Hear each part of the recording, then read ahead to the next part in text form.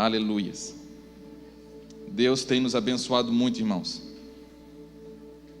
E Deus sabe de todas as coisas. Deus é Deus. Em nome de Jesus. Aleluias. Capítulo 9 de Isaías.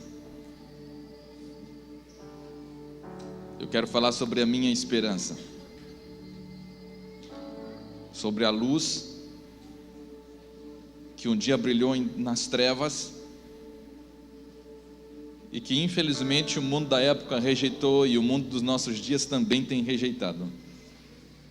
Prova disso, irmãos, que a luz brilhou e aqueles não a aceitaram e hoje continuam fazendo a mesma coisa. É só ver pela característica do povo dos nossos dias. Um povo sem alegria verdadeira, sem pureza, cada vez mais a propagação, o crescimento desenfreado do pecado, a falta de identidade, a falta de destino e o pior, a insensatez de uma geração rebelde, que luta contra Deus, que teima em viver sem as palavras, sem o favor de Deus, sem as Escrituras.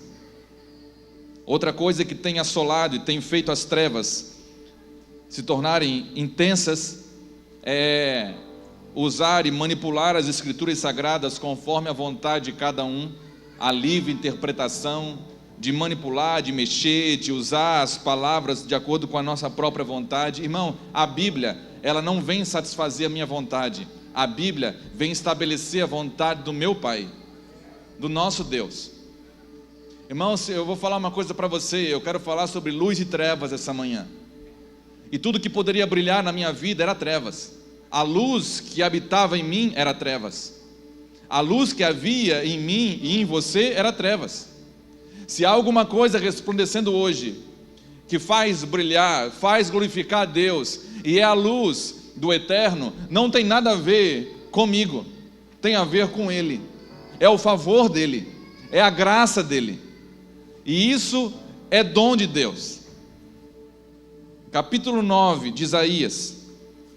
Esse texto vem num período sombrio, mas antes de ler o capítulo 9, só deixa eu ler João 3, 19 e 20, para dar base no que eu falei aqui agora, da rejeição do mundo que está em trevas, e a condenação. João 3, 19 e 20, deixa eu abrir aqui, João 3, 19 e 20, vamos lá, glória a Deus.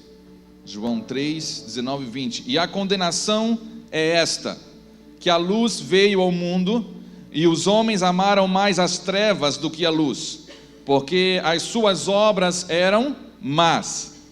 Porque todo aquele que faz o mal odeia a luz, e não vem para a luz, para que as suas obras não sejam reprovadas.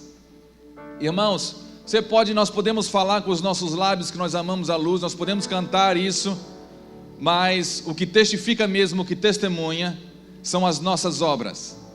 E se as nossas obras forem más, é sinal de que a luz do Senhor não está em nós, e a luz que brilha em nós, elas são densas trevas. O Senhor diz numa das partes das Escrituras que os olhos são como candeia do corpo. E se os seus olhos forem maus, a luz que há em ti, elas são trevas, densas trevas.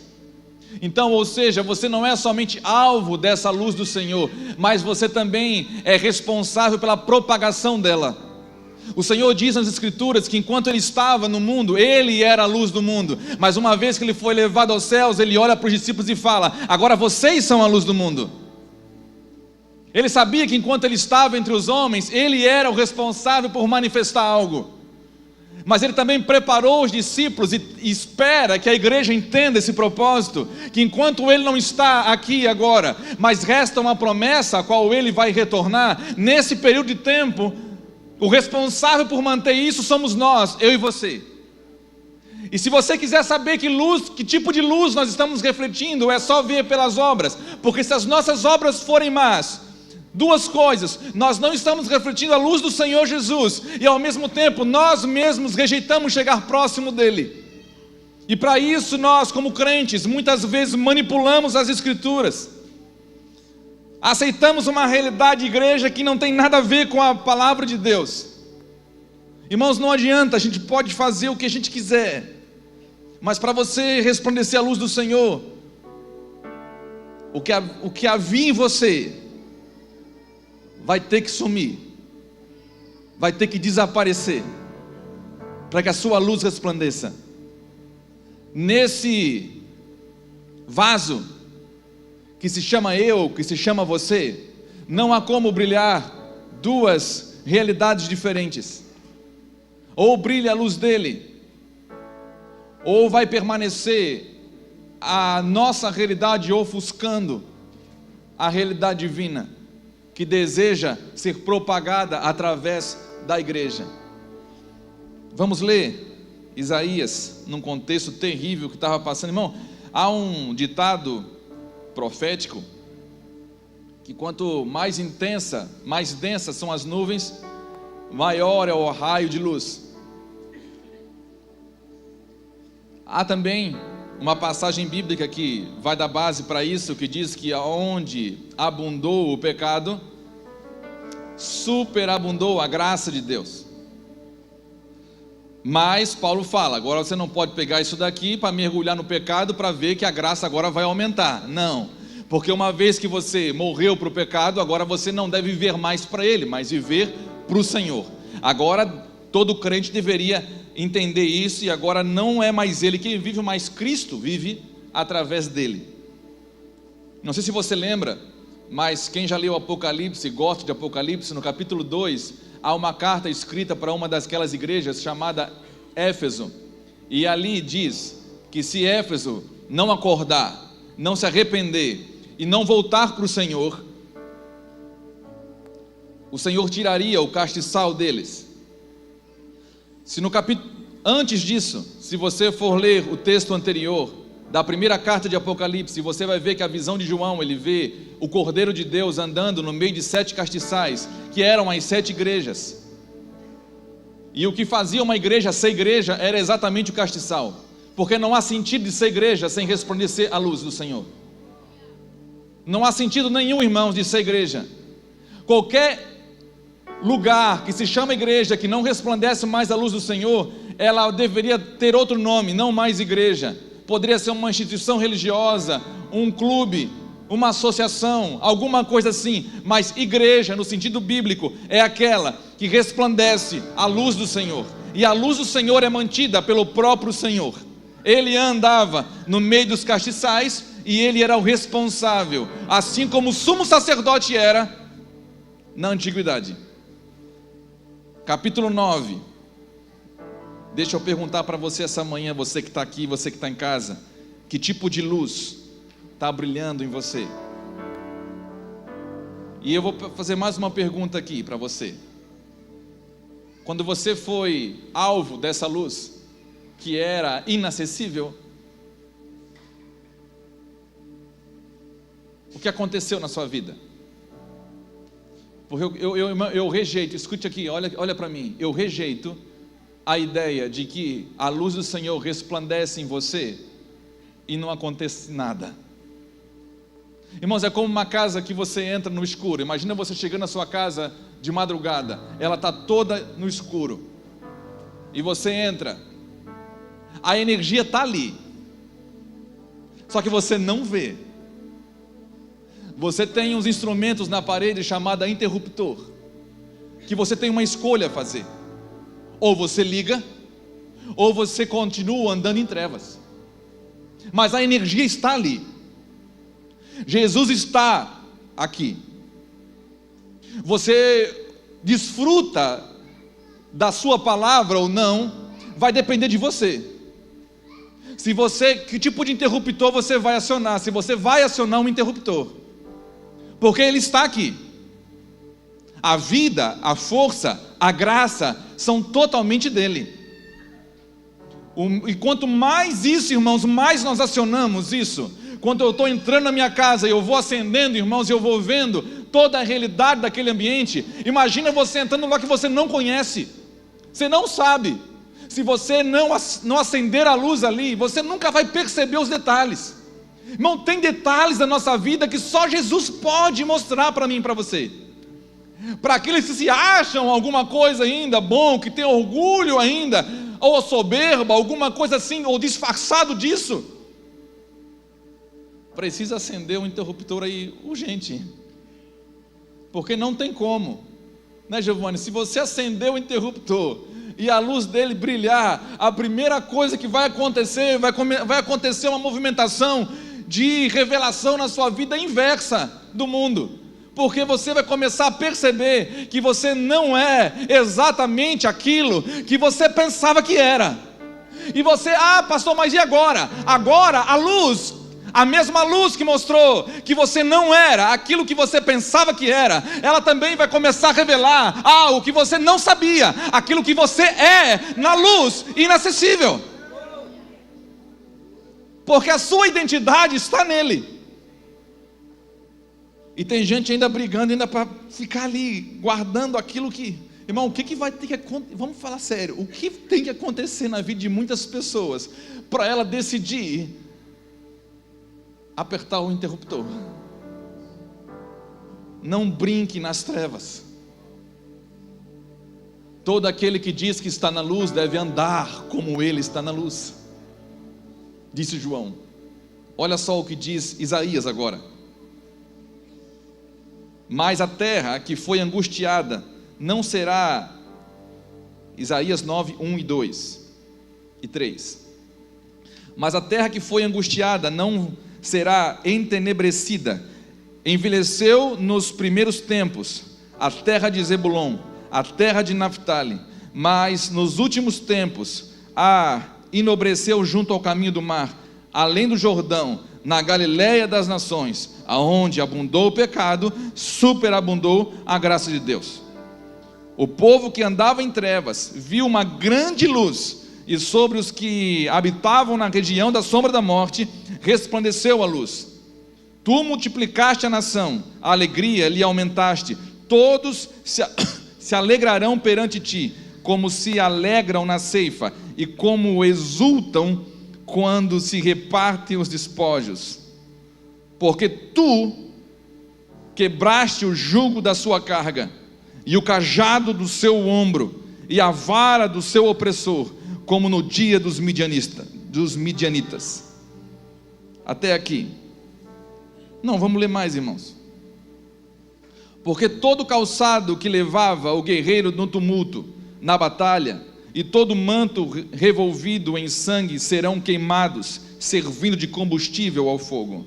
Por quê? Porque um menino nos nasceu, um filho se nos deu, e o principado estava sobre os seus ombros, e se chamará o seu nome maravilhoso, Conselheiro, Deus forte, Pai da eternidade, Príncipe da paz.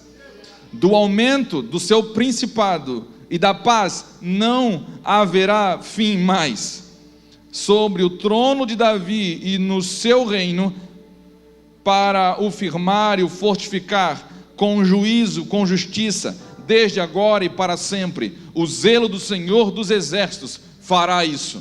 Deus fará isso. É uma promessa dele. Irmão, se Isaías tinha noção exata do que ele estava profetizando, e os seus ouvintes tinham o entendimento de em que momento iria isso acontecer, a gente não sabe, mas espiritualmente a gente sabe que Isaías estava prevendo uma coisa, ainda que estava passando por um momento difícil, mas ele estava prevendo uma coisa muito além dos seus dias, porque está falando aqui não do próximo rei que viria depois de Acás. Essa profecia aqui, ela aconteceu nos dias de Acás, rei de Judá. Só para você ter uma ideia, irmão, do cenário que era. Se você acha que você está passando por luta, imagina que Acás está vivendo dias onde a grande potência daqueles dias era a Síria, e ele pediu socorro, irmão, a tudo que você podia imaginar, menos a Deus. Deus, ele era talvez a última opção que nem foi acionada por Acás. Ele procurou socorro na Síria, procurou socorro na Assíria, procurou socorro em outros deuses, queimou a todos os deuses, queimou seus filhos a Moloque. Ele cometeu loucuras, rejeitou o Deus de Israel. E nesse cenário cabuloso, irmãos, nesse cenário de trevas, pior, irmãos, era densas trevas. Isaías vem falando que, olha, ele parece que nasce de novo uma esperança quando ele percebe profeticamente que vai brilhar uma luz tão intensa, tão grande, que vai restaurar a esperança de Israel. Ainda que vivesse um período tenebroso, difícil, angustiante, que estava um jugo sobre o povo pesado, que estavam cansados, sobrecarregados, ele começa a perceber que lá longe começa a brilhar uma luz, e que ele diz que, aí ele começa a falar, mostrando que exatamente não era daqueles dias que ele estava falando, mas eram dias apontando para o Senhor, porque os profetas apontam para o Senhor Jesus. As escrituras apontam para o Senhor Jesus, e ele fala: um menino vai nascer, e o principado de Deus vai estar sobre os seus ombros. Irmão, quando eu vejo essa palavra aqui, que um menino vai nascer, e o principado vai estar sobre os seus ombros, e o escândalo que foi na época, de um menino nascer como nasceu, numa manjedoura, que você lembra toda a história. Mas eu lembro de duas pessoas, irmãos, porque a esperança, ela faz você enxergar coisas que os seus olhos naturais não podem enxergar, não conseguem. A esperança nas escrituras, de olhar para as escrituras e esperar algo, como os profetas estavam profetizando de algo que viria muito além dos seus dias. Eu lembro de duas pessoas. Primeiro, a profetisa Ana e Simeão. Um senhor de idade que estava no templo, ele ia no templo para esperar a consolação de Israel. Irmão, a nação pode não ter reconhecido, mas um senhor de idade, que ele sempre orava para que Deus não deixasse ele morrer antes de ver o Consolador, o Emanuel, o Deus conosco, o Príncipe da Paz.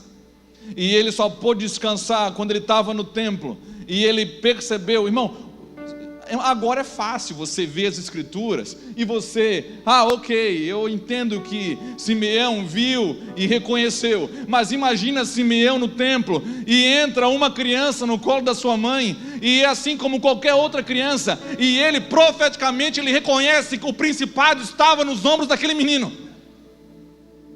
e ele simplesmente pega e fala: Deus, obrigado, porque eu pude segurar, porque o Senhor foi fiel à sua promessa, eu pude segurar, e o Consolador de Israel está nas minhas mãos.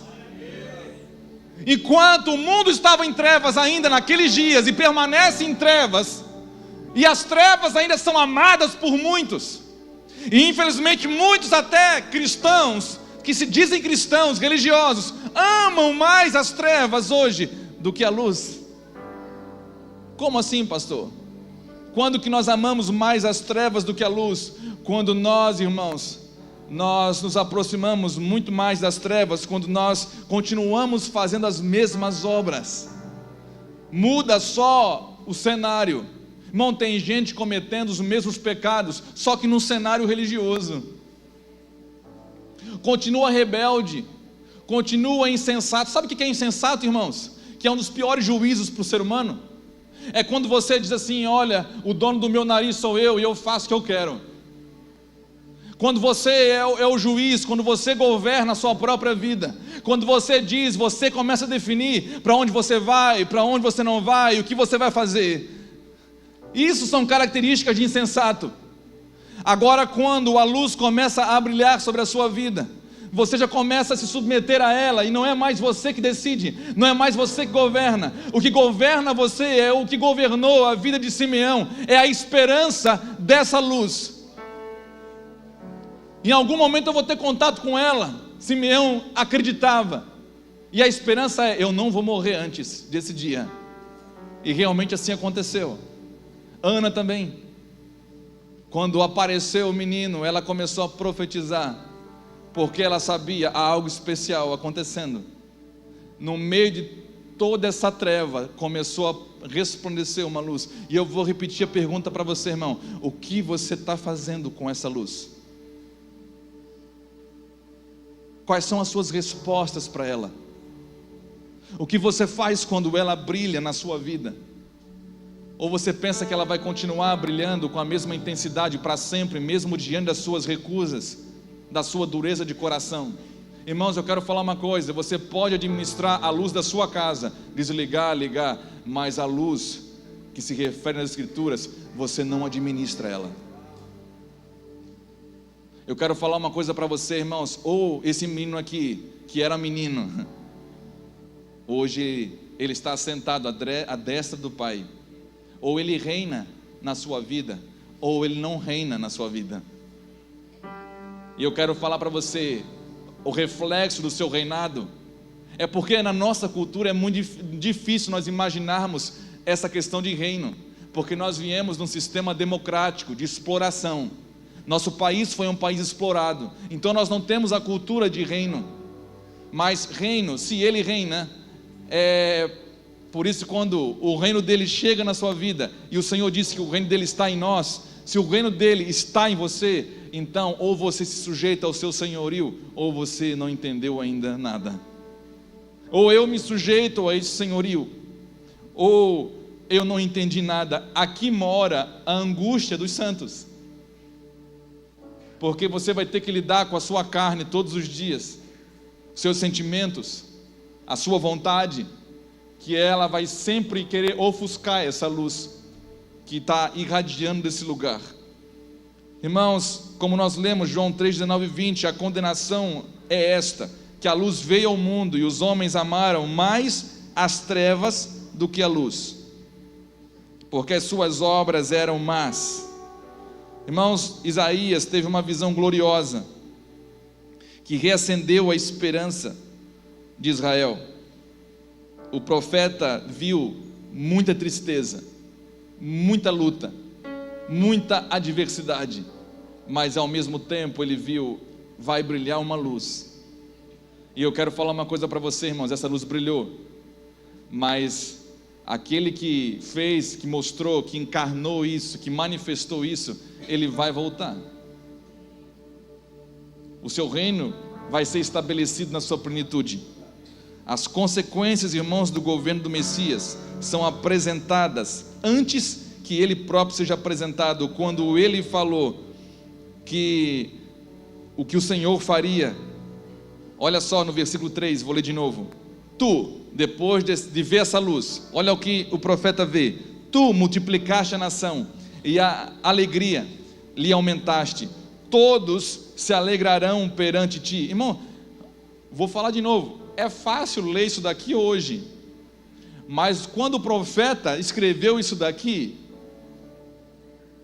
não tem nada a ver com o seu contexto, não tinha nenhuma base para você acreditar nisso, olhar assim no cenário do rei Acaz naqueles dias, o domínio de Assíria, do que estava acontecendo.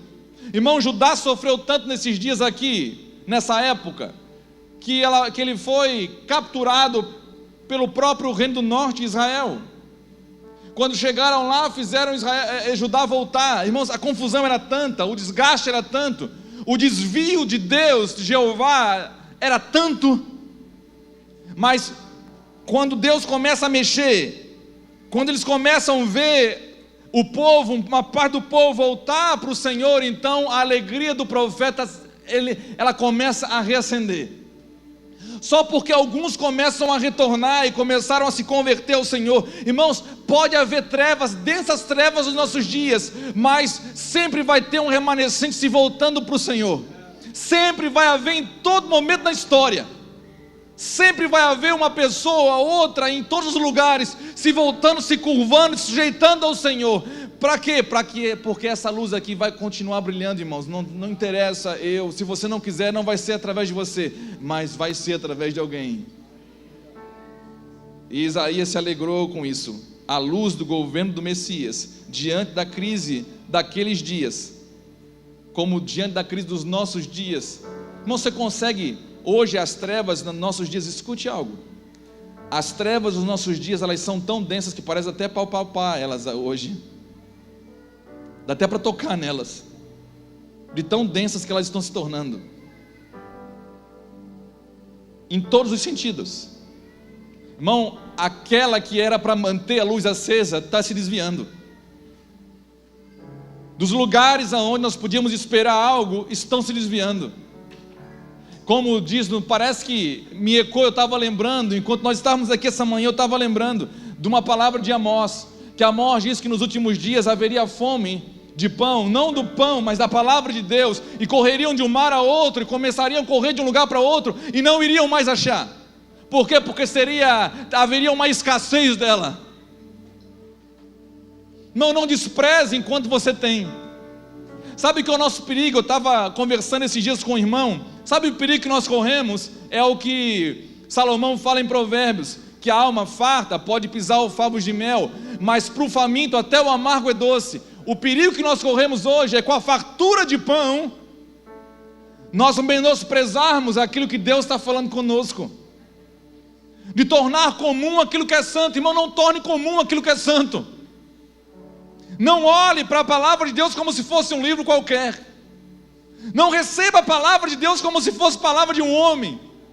Há uma carta de Paulo que ele exalta os seus destinatários, que ele fala assim: olha, eu louvo a Deus porque eles receberam as minhas palavras, não como minhas palavras, mas como palavra de Deus.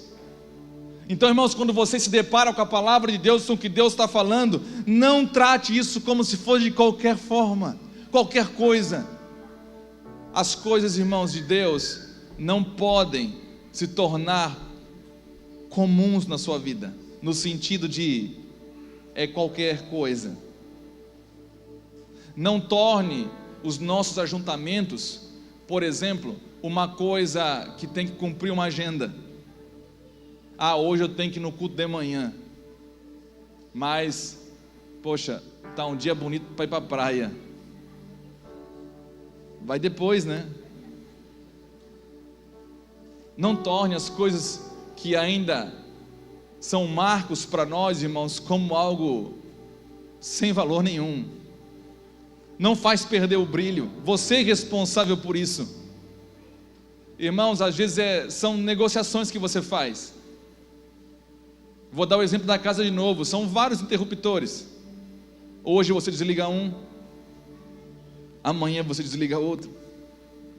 Quando você vai ver, você está em trevas e nem percebeu mais.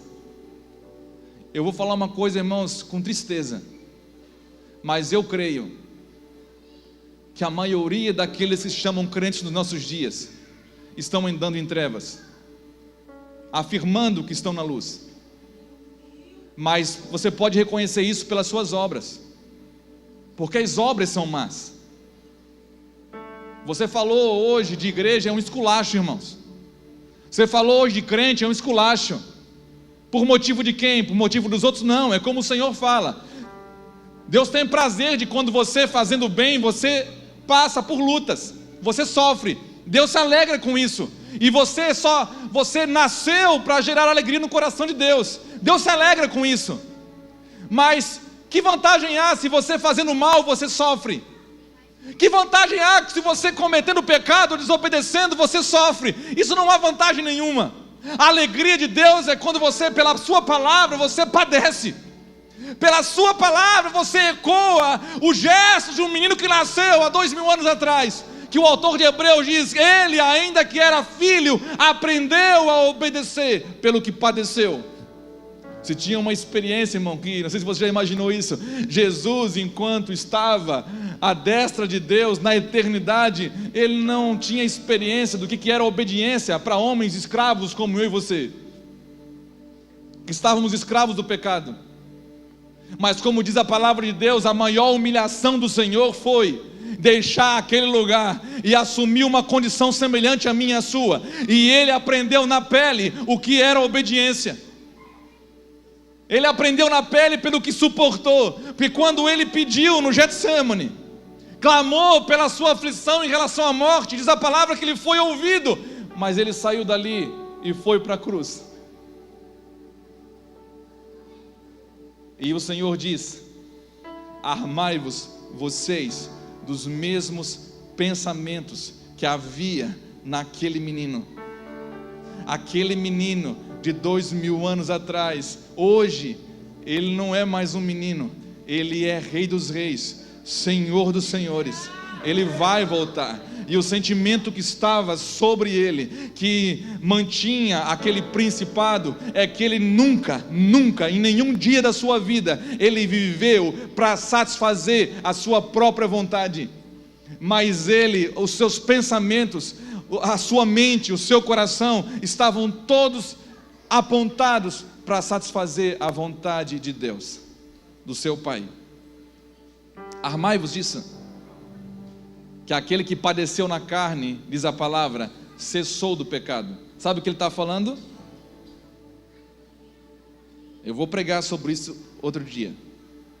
Ele está falando: entendam uma coisa, enquanto vocês estão peregrinando, esperando o Senhor voltar, para se encontrar com Ele, entenda, irmão, isso aqui é um escândalo para crente nos nossos dias, tá?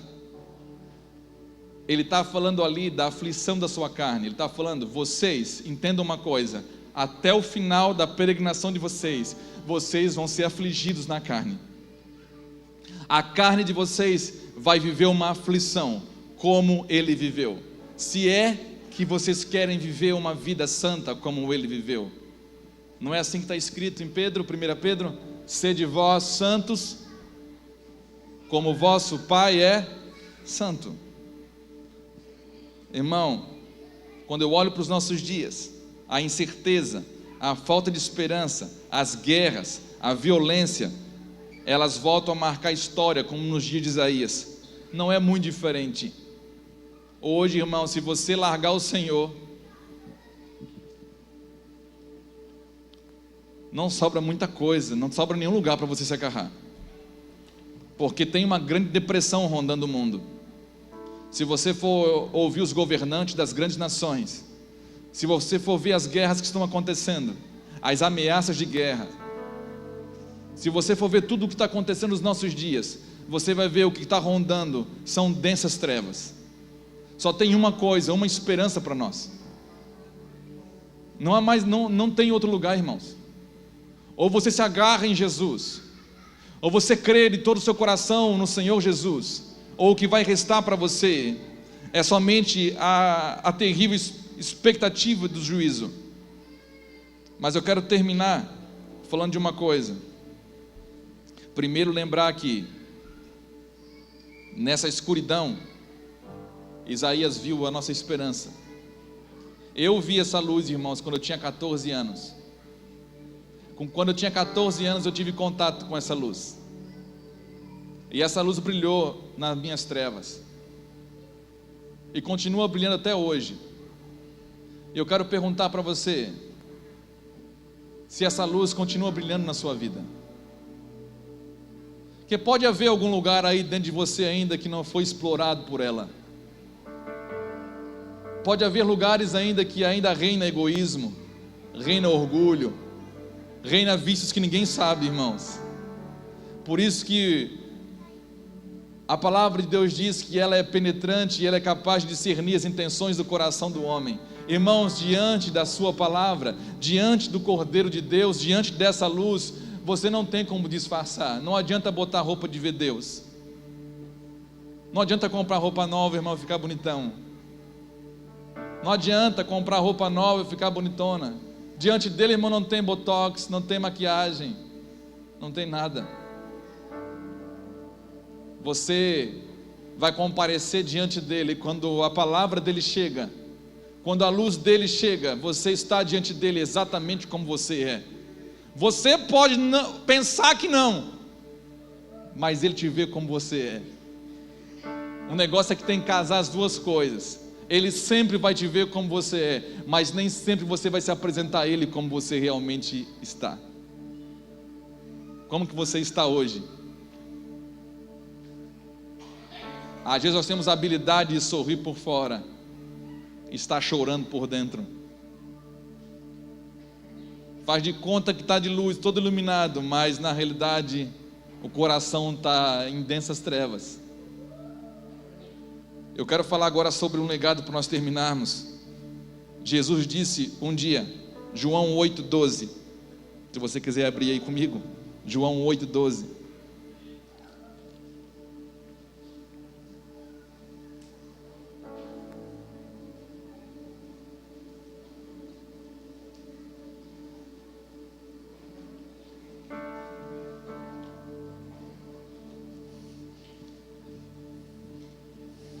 Tão certo quanto o amanhecer inunda todas as terras, irmãos, certamente todos os que andam nas trevas um dia verão e terão que reconhecer essa grande luz, até mesmo os reis, todos os principados e potestades. Hoje pode estar andando em trevas e não reconhecer a luz, mas um dia, assim como o amanhecer traz luz a todos os ambientes em trevas, ele diz que todos vão reconhecer a sua luz, verão essa luz. Vamos ver o que Jesus falou. João 8,12 diz assim: falou-lhes, pois, Jesus outra vez, dizendo: eu sou a luz do mundo. Tudo que os profetas falaram, o que Isaías falou, sou eu. Eu sou a luz que um dia ia brilhar. Eu sou a luz do mundo.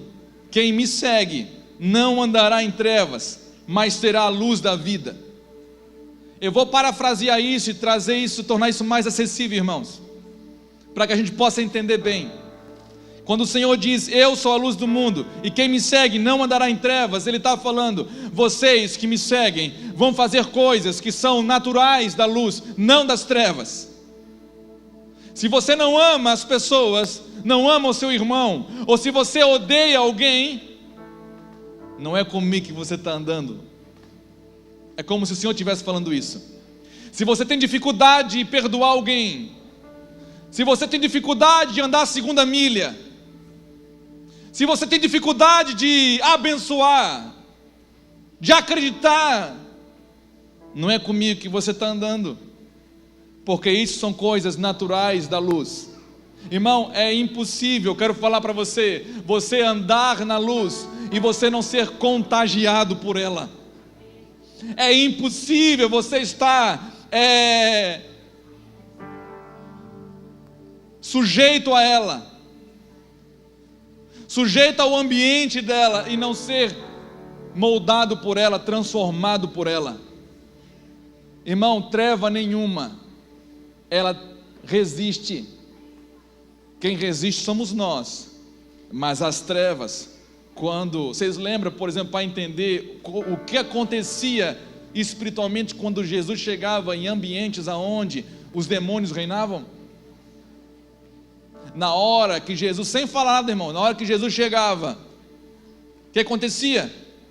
Quando ele chegou em Gadara, o gadareno de longe já falou, já reconheceu quem ele era, e já falou, você vem atormentar a gente antes do tempo. Irmão, as trevas se rendem, o ser humano que não se rende, o homem que é ruim, mas principados e potestades reconhecem. O que está acontecendo? Por isso que o Senhor vai falar em outro texto, que o justo, aquele que está nele, quando ele tem essas experiências de entrar em outros territórios também, que são dominados pelas trevas, ele diz o quê? Quando um justo colocar os seus pés no lugar, o lugar vai ser o quê? Abençoado, irmãos. Por isso que, se todo crente entendesse isso, imagine, irmão, se todo crente entendesse isso e vivesse essa realidade, aonde você andaria, os lugares seriam impactados pela luz que reflete através de você. E olha que ele falou, eu não acendo nenhuma candeia para deixar escondida, mas eu coloco no velador para iluminar toda a casa.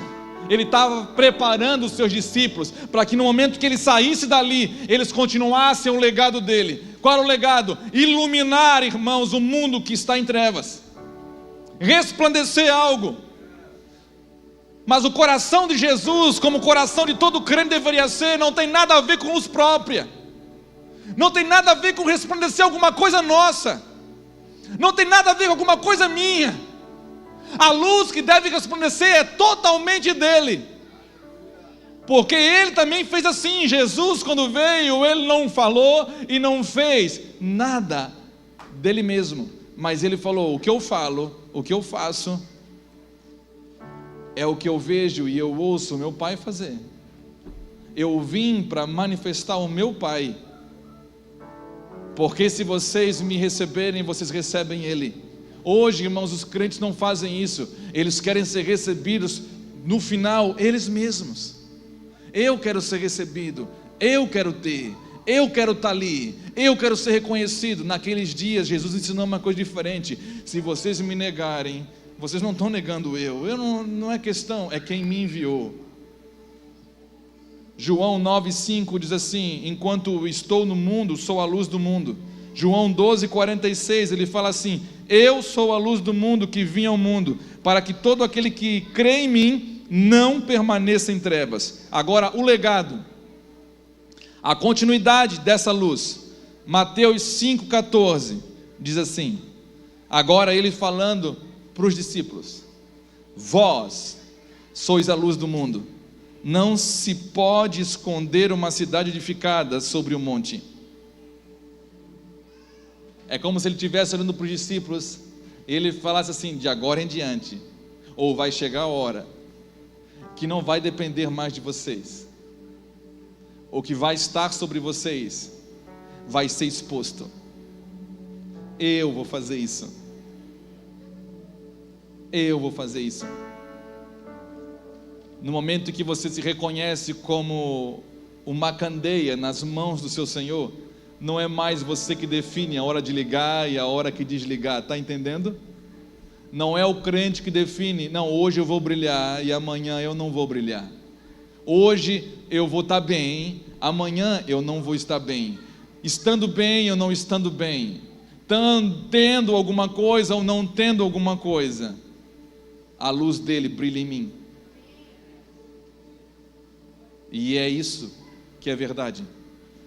Ele diz assim, olha só: porque no outro tempo, Efésios 5,8, erais trevas, mas agora sois luz no Senhor. Vou repetir, porque isso daqui, irmãos, é sobrenatural. Ele está falando quem você era. Isso aqui é uma cura de identidade, irmãos, de propósito. Se você quer saber quem você é e o que você tem que fazer, isso daqui responde já te mostra o caminho. Ele está falando: vocês em outro tempo eram trevas, mas agora vocês são luz. Você está entendendo o nível da mudança? A magnitude da cura, do que Jesus fez? Porque no outro tempo erais trevas, mas agora sois luz no Senhor. E ele dá um recado: então andai como filhos da luz. Uma palavra para os que estão, essa palavra de Isaías é uma palavra para os que estão cansados, estavam cansados e desamparados. E essa palavra que nos alcança nesses dias, em nome de Jesus. 1 João 1,7, eu quero terminar lendo esse texto.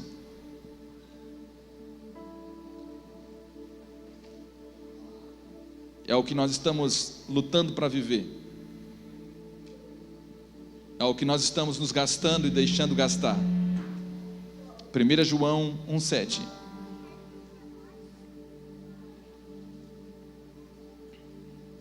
Mas se andarmos na luz, como Ele na luz está, temos comunhão uns com os outros. Logo, a comunhão não depende da gente, irmãos, do que a gente vai fazer. Podemos fazer uma série de programação e ter estratégia. A comunhão da igreja verdadeira, ela depende de uma coisa: de andar na luz, como Ele está na luz. Ou seja, eu acredito nisso, irmãos. Sabe que eu acredito em comunhão? Ela não pode ser fabricada por nós. Eu não tenho esse poder. O que eu estou ensinando é o seguinte: se você andar na luz e eu andar na luz, isso é a nossa comunhão. não pode ser fabricada por uma instituição, não pode ser fabricado por um conselho, não pode ser fabricado por homem algum. A comunhão que o Senhor está falando que nós podemos ter em Deus, ela se dá pelo simples fato de você se sujeitar ao senhorio de Jesus Cristo, e eu também me sujeitar ao senhorio de Jesus Cristo. Então a nossa comunhão se dá na sujeição ao mesmo Senhor. Aonde 2 ou mais estiverem reunidos, sujeitos ao meu nome, à minha vontade, ao meu senhorio, eu estou ali. Se tiver 2, Hugo, se eu fizer isso e você decidir fazer isso, quem olhar para o nosso relacionamento vai saber, Hugo, mais cedo ou mais tarde, que Jesus é o Messias. Vai acontecer, Ariel. Vai acontecer, pastor Alexandre.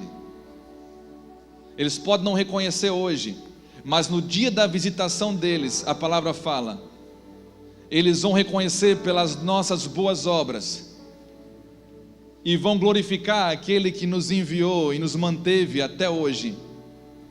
A nossa luta, igreja, não é por fazer qualquer coisa. A nossa luta é para nos manter sujeitos ao senhorio dele. Ah, pastor, eu vejo gente querendo ter comunhão, irmãos, mas são incrédulos. Eu vejo muita gente querendo ter comunhão, mas são desobedientes. Não há comunhão com crente desobediente. Não há comunhão com crente incrédulo. Não há comunhão com rebeldes.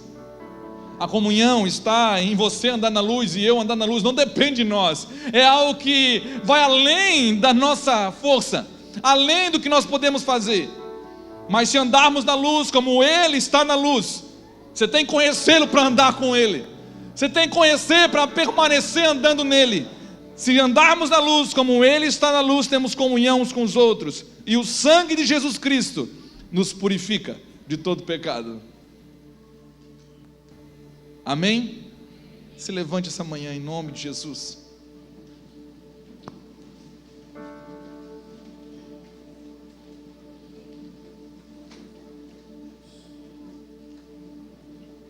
Aleluias. Te damos graças, Senhor, por essa palavra.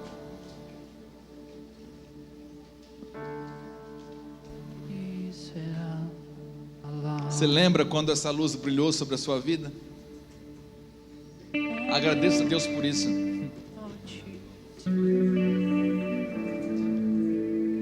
Nós nos tornamos muito estranhos, irmãos, quando nós esquecemos disso. Por isso, quando você vem num culto como esse, ou em qualquer outro lugar, nós não deveríamos nunca entrar esperando alguma coisa para poder agradecer e adorar a Deus. Como diz o meu amigo, eu sou um eterno devedor. Porque eu não merecia ser alcançado por essa luz. Eu não fiz nada para isso. Foi graça dele.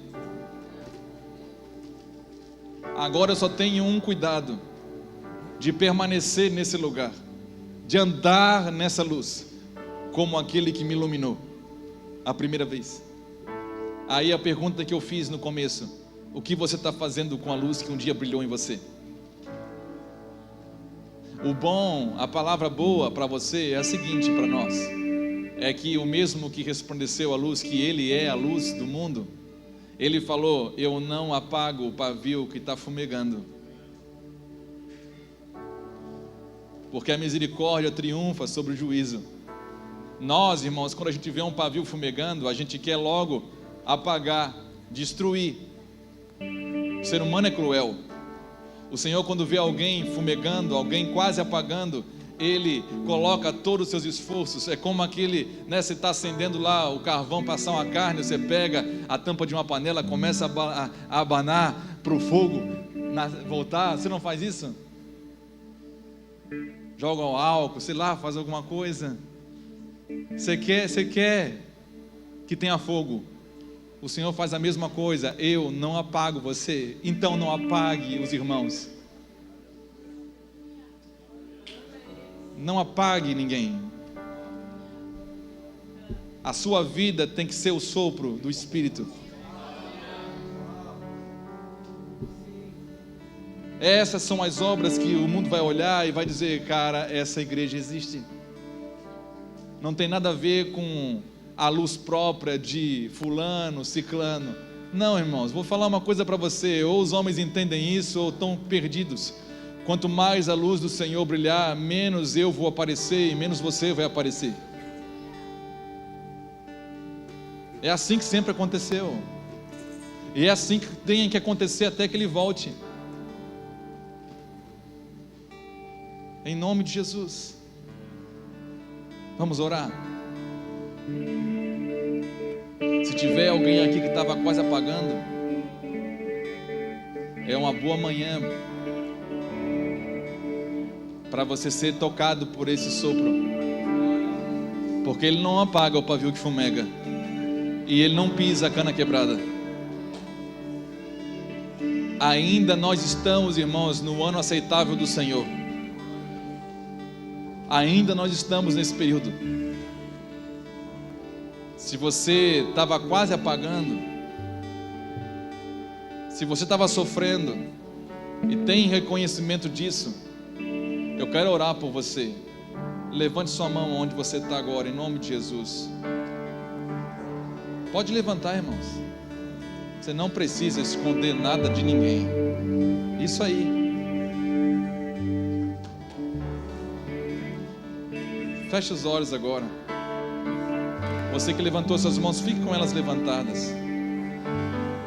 Pai, eu oro para que esses irmãos que levantaram as suas mãos, Senhor, sejam tocados pela Tua glória, Senhor. O testemunho é que o Senhor não apaga o pavio que fumega e não pisa a cana quebrada. Tu és a luz, Senhor. Tu és o nosso sumo sacerdote, aquele que está à destra de Deus, intercedendo pela vida desses irmãos, Senhor. Então toca eles, Senhor, e reacende a paixão por Ti, reacende a fome por Ti, a sede por Ti, Senhor. Reacende, Senhor, o desejo, a decisão, Senhor. Fortalece os Espíritos Santo de Deus, para que eles se sujeitem a Ti, em nome de Jesus. E os que estão brincando, Senhor, que não brinquem mais. Os que não estão dando crédito para a Tua palavra, Senhor, que voltem a dar crédito para ela. Voltem a acreditar, Senhor. Eu clamo pelas Tuas misericórdias, Senhor, por amor ao Teu nome. Deus, alcança esse homem, essa mulher, esse jovem, esse adolescente, essa criança, aqui, ou através, ó Pai, das imagens que vão chegar nos lares, Senhor. Alcança, toca, Deus, e resplandeça a Tua luz, Senhor, no meio das trevas. E mostra, Senhor, para esse homem e para essa mulher quem eles realmente são em Ti, Senhor, para a Tua honra e para a Tua glória, em nome de Jesus. Amém. Você pode aplaudir o Senhor bem forte.